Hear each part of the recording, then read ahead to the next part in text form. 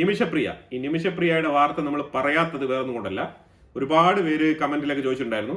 നമ്മൾ ഊഹാപോഹങ്ങളിലേക്ക് നമ്മൾ പറയാൻ പാടില്ല.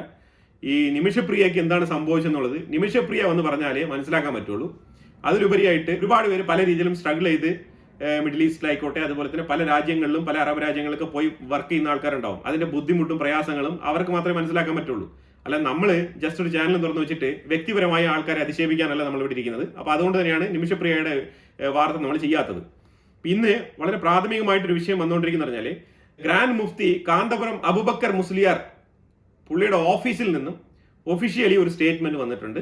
അതായത് നിമിഷപ്രിയയുടെ വധശിക്ഷ റദ്ദാക്കിയിരിക്കുന്നു എന്നുള്ള ഒരു വാർത്തയാണ് ഈ കാന്തപുരത്തിന്റെ ഓഫീസിൽ നിന്ന് വന്നിരിക്കുന്നത് കേട്ടോ. ഇന്ത്യൻ ഗവൺമെന്റിന്റെ ഓഫീസിൽ നിന്നല്ല, മിനിസ്ട്രിയുടെ ഓഫീസിൽ നിന്ന് വന്നിട്ടില്ല, കാന്തപുരത്തിന്റെ ഓഫീസിൽ നിന്ന് മാത്രമാണ് വന്നിരിക്കുന്നത് ഈ ഒരു വാർത്ത. തീർച്ചയായിട്ടും ഈ കാന്തപുരം ഇടപെട്ട് ഇത് നടപ്പിലാക്കിയോ ഇല്ലയോ എന്നുള്ളതിലൊക്കെ തർക്കങ്ങളും ഇതൊക്കെ ഉണ്ടാവാം. പക്ഷേ ഇത് പബ്ലിഷ് ചെയ്തിരിക്കുന്ന വാർത്ത എങ്ങനെയാണ്, ഞാൻ അതിന്റെ ഫുൾ കട്ടിങ് തന്നെ ഇവിടെ വെക്കാം, നിങ്ങൾ വായിച്ചു നോക്കിക്കോളൂ. ഇത് നമ്മൾ സ്വന്തമായിട്ട് പറയുന്നതോ അല്ലെങ്കിൽ അങ്ങനെ വിഷയങ്ങളൊന്നുമില്ല. എന്തെങ്കിലുമൊക്കെ വാർത്തകൾ കൺഫേം ആയിട്ട് വരുന്നെങ്കിൽ മാത്രമേ നമ്മൾ ഇൻസൈറ്റ് മലയാളം ഗ്ലോബലിലൂടെ നമ്മൾ പറയുള്ളൂ. അപ്പൊ ഇതിനകത്ത് മനസ്സിലാക്കേണ്ട വിഷയം ഇതാണ്, അതൊരു ഇസ്ലാമിക് രാജ്യമാണ്. അവിടെ ഇടപെടണം എന്നുണ്ടെങ്കിൽ അതുമായിട്ട് ബന്ധപ്പെട്ട ആൾക്കാരെ വെച്ച് മാത്രമേ ഡീൽ ചെയ്യാൻ പറ്റുള്ളൂ. അത് പോസിറ്റീവ് ആയാലും നെഗറ്റീവ് ആയാലും. ഇത് രണ്ട് വിഷയത്തിൽ എടുക്കാം കേട്ടോ, പോസിറ്റീവിലും നെഗറ്റീവിലും എടുക്കാം. ഇപ്പൊ നമുക്കൊരു ഇന്ത്യൻ സിറ്റിസനെ രക്ഷപ്പെടുത്തി കൊണ്ടുവരണം, അത് പോസിറ്റീവായിട്ട് തന്നെ നമുക്ക് കരുതിയാൽ മതി. ആ രീതിയിൽ ഒരു ഇന്ത്യൻ പൗരൻ എന്നുള്ള നിലയിൽ പുള്ളി ഇടപെട്ടിട്ടുണ്ട്, പുള്ളിയുടെ ഇൻഫ്ലുവൻസ് വെച്ച് ഇടപെട്ടിട്ടുണ്ട്. ആ ഇടപെട്ടതിന്റെ പേരിൽ അവരുടെ ഓഫീസിൽ നിന്ന് ഉറപ്പിച്ച് പറഞ്ഞിട്ടുണ്ട് ഈ ഒരു വാർത്ത. ഏകദേശം ഒരു തീരുമാനം ആയിട്ടുണ്ട് എന്നാണ് മനസ്സിലാക്കേണ്ടത്.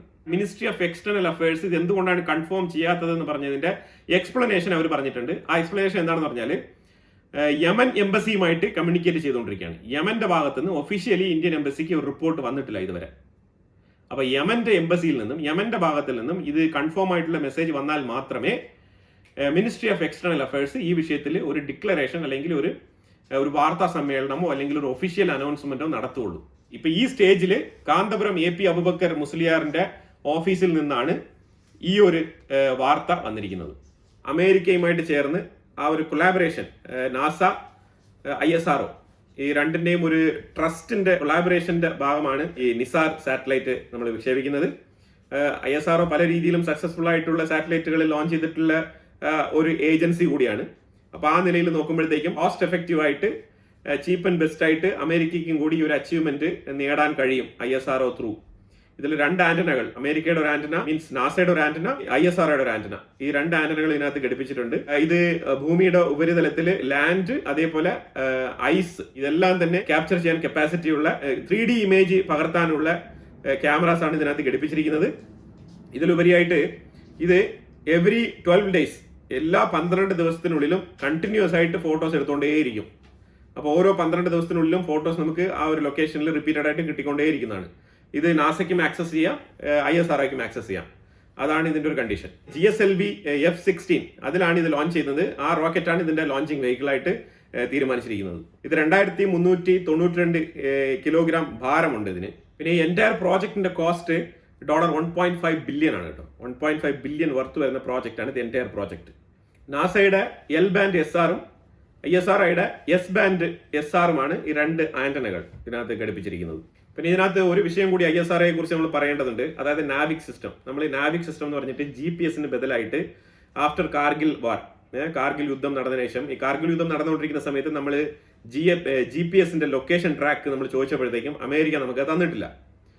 മനസ്സിലാക്കണം, അമേരിക്ക പാകിസ്ഥാനോടൊപ്പം നിൽക്കുന്ന ഒരു രാജ്യമാണ്. അപ്പോൾ അവർ നമുക്കിത് തന്നില്ല. ഈ ലൊക്കേഷൻ ട്രാക്ക് ചെയ്തിട്ട് ഈ തീവ്രവാദികളൊക്കെ എവിടെയൊക്കെ ഉണ്ട് എന്നുള്ളത് നമുക്ക് മനസ്സിലാക്കണം എന്നുണ്ടെങ്കിൽ GPS ലൊക്കേഷൻ ഭയങ്കര അനിവാര്യമായിരുന്നു. അപ്പോൾ അത് അമേരിക്കയുടെ കൺട്രോളാണുള്ളത്, അവർ തരുന്നില്ല എന്ന് പറഞ്ഞു. ഇപ്പോഴും ഉക്രൈനും റഷ്യയുമായിട്ടൊക്കെ ബന്ധപ്പെട്ട് അമേരിക്ക തന്നെയാണ് ഈ ഒരു ഇന്റലിജൻസ് വിവരങ്ങൾ GPS ഒക്കെ കൊടുത്തുകൊണ്ടിരിക്കുന്നത്. ഇലോൺ മസ്കിന്റെ സ്റ്റാർലിങ്ക് ഒക്കെ അതിനകത്ത് ഇൻവോൾവ് ആണ്. ഇലോൺ മസ്ക് ഒക്കെ 2 ദിവസത്തിന് മുമ്പാണ് ആ ഒരു കണക്ഷനൊക്കെ കട്ട് ചെയ്തത് ഉക്രൈന്റെ സൈഡിൽ നിന്നും.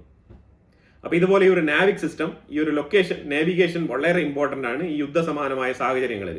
ആ സാഹചര്യത്തിൽ വളരെ ക്രിട്ടിക്കൽ ആയിട്ടുള്ള സമയത്ത് അമേരിക്ക നമുക്ക് ഈ ഒരു ഫെസിലിറ്റി നിഷേധിച്ചത് കൊണ്ട് തന്നെ നമ്മൾ സ്വന്തമായിട്ടൊരു നാവിക് സിസ്റ്റം ഉണ്ടാക്കണം എന്ന് പണ്ടേ തീരുമാനിച്ചിട്ടുണ്ടായിരുന്നു. അപ്പൊ അങ്ങനെ അതിനെ തുടർന്ന് ആഫ്റ്റർ കാർഗിൽ നമ്മൾ ഇതിനു വേണ്ടിയിട്ട് ISROയ്ക്ക് ഈ പ്രോജക്റ്റ് ഏൽപ്പിച്ചിട്ടുണ്ടായിരുന്നു. ISRO ഇതിന്റെ പേരുള്ള റിസർച്ച് അനാലിസിസ് വർക്കുകളൊക്കെ നടത്തി ഏതാണ്ട് 11ഓളം സാറ്റലൈറ്റുകൾ 2013 മുതൽ നമ്മൾ വിക്ഷേപിച്ചുകൊണ്ടിരിക്കുകയാണ്. അപ്പൊ നമ്മൾ ഇതുവരെ സോഫാർ 11 സാറ്റലൈറ്റ് നമ്മൾ ഈ ഒരു നാവിക് സിസ്റ്റത്തിന്റെ പേരിൽ വിക്ഷേപിച്ച് കഴിഞ്ഞു. ആ ഒരു സാഹചര്യത്തിൽ നമുക്കിപ്പം ഒരു പരാജയം, പരാജയം തന്നെ പറയാം, ഒരു ഫെയിലിയറാണ്. തീർച്ചയായിട്ടും പല ഫെയിലിയറുകളും സക്സസിന് വേണ്ടിയിട്ടുള്ള സ്റ്റെപ്പുകളാണ്. അപ്പൊ അതുകൊണ്ട് നമ്മൾ ആ പടവുകൾ കയറി മുന്നോട്ട് പോവുക തന്നെ ചെയ്യും. ഇതുപോലെ പല രീതിയിലുള്ള പാളിച്ചകൾ നമുക്ക് പണ്ട് സംഭവിച്ചിട്ടുണ്ട്. ചില ടെക്നിക്കൽ എറർ കൊണ്ട് 4 സാറ്റലൈറ്റുകൾ മാത്രമാണ് ഇപ്പൊ പ്രവർത്തിക്കുന്നത്. ബാക്കിയുള്ളതൊന്നും പ്രവർത്തിക്കുന്നില്ല. അതാണ് യാഥാർത്ഥ്യം.